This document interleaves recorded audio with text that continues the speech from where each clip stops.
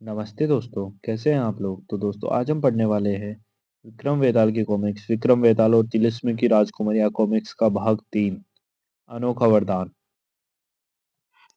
राजा विक्रम सिंह भी अपनी किस्म का एक अनोखा दृढ़ निश्चय और दुस्साहसी व्यक्ति था। वह जब जो काम करने की ठान लेता था वह उस काम को अवश्य पूरा करके ही रहता था।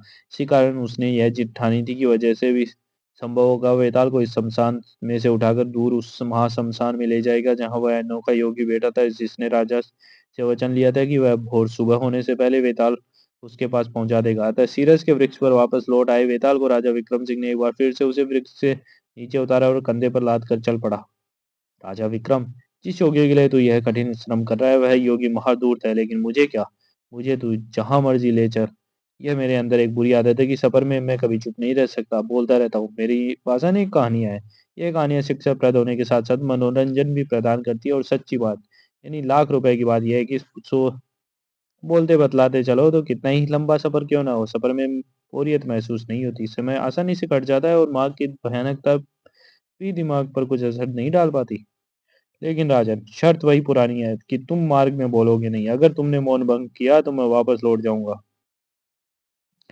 एक बहुत बड़े महाज्ञानी विद्वान महात्मा थे। एक बार उन्होंने निश्चय किया कि जंगलों और महा पहाड़ों की इन एकाकी कंदराओं से बाहर निकल पूरी दुनिया का चक्कर लगाया जाए, ताकि पता चले संसार में कौन दुखी है और कौन सुखी थे, और तथा शहर गांव अथवा छोटे बड़े कबीलों में रह रहे लोगों में कितना इंसानियत और भाईचारा बाकी रह गया है, अर्थात मानव समाज का पतन हो गया है अथवा उसमें विकास किया गया है, इसका पता लगाया जाए।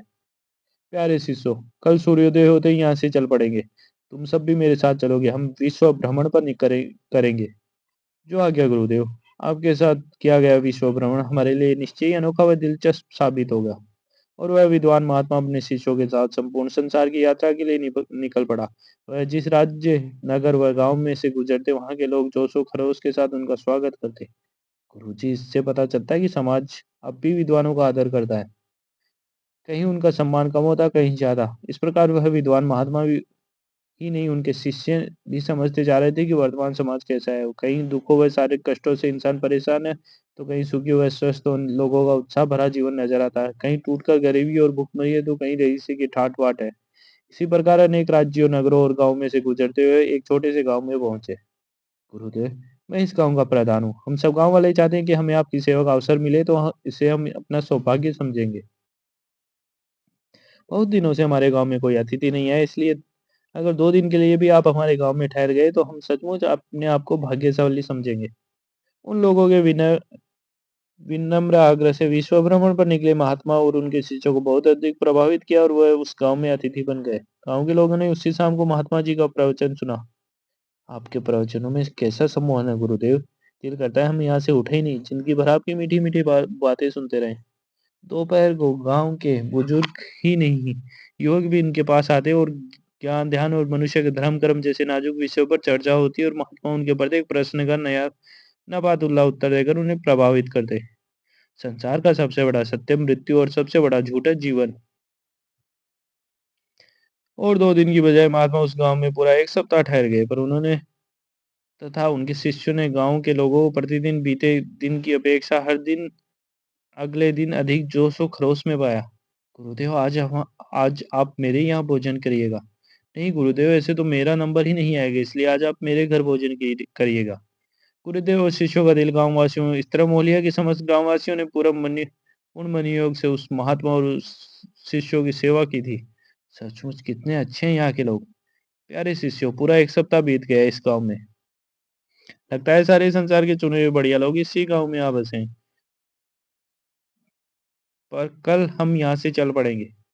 आपका हुक्म सर आंखों पर, लेकिन गुरुदेव गांव के लोगों से बिछड़ते हुए बहुत दुख होगा। हमसे कोई भूल हो गई है तो क्षमा कर देना गुरुदेव। नहीं बस तुम सब अच्छे हो, तुम सबने हमारा मन मोह लिया। आपके मीठे बोलो और आपकी ज्ञान की बातों ने हमारा मन भी मोह लिया है गुरुदेव।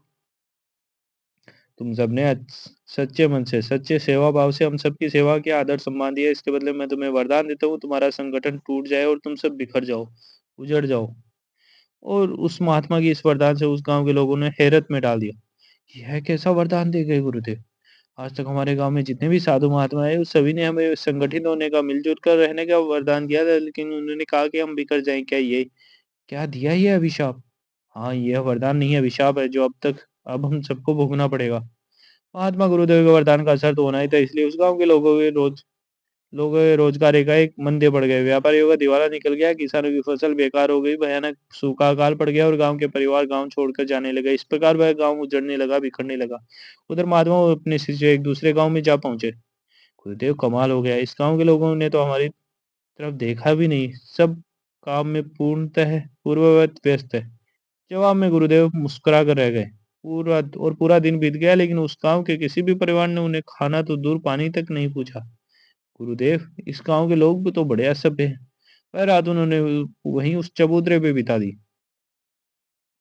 गुरुदेव, यह लोग रहन-सहन का आचार-विचार का फ़र्क नहीं जानते। इन्हें नहीं पता इस समाज में रहने के कुछ कायदे हैं। हम ऐसे गाँव में एक पल भी नहीं रुकेंगे। इतने गंदे लोगों के बीच आकर हम सब अपने आप को अपमानित महसूस कर रहे हैं। इन लोगों के दिल में किसी के लिए आदर भाव नहीं है। ठीक है, चलो बच्चों, लेकिन जाने से पहले इन लोगों को वरदान तो दे दें। वरदान? ऐसे लोगों को तो शाप मिलना चाहिए।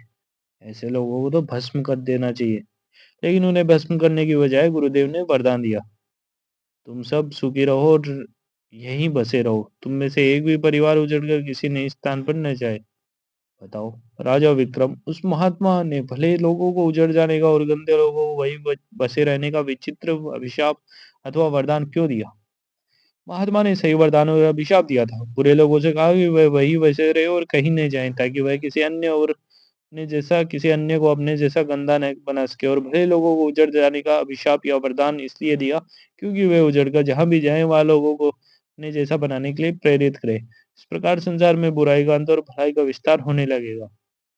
तूने ठीक कहा विक्रम, पर तू क्यों बोला राजा विक्रम? तूने शर्त क्यों तोड़ दी? तूने शर्त भंग की, इसलिए मैं वापस जा रहा हूँ। समाप्त।